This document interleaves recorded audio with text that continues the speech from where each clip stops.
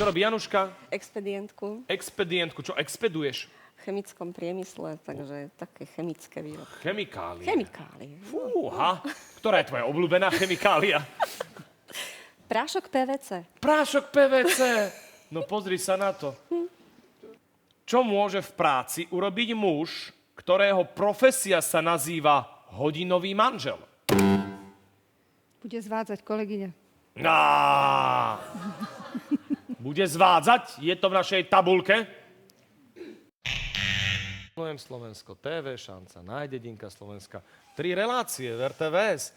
Veľmi dobrý, je veľmi dobrý a veľmi šikovný, samozrejme. No, ja v RTVS moderujem len jednu. Ale ešte bola jedna. Si pamätám. Ktorú si pamätáš?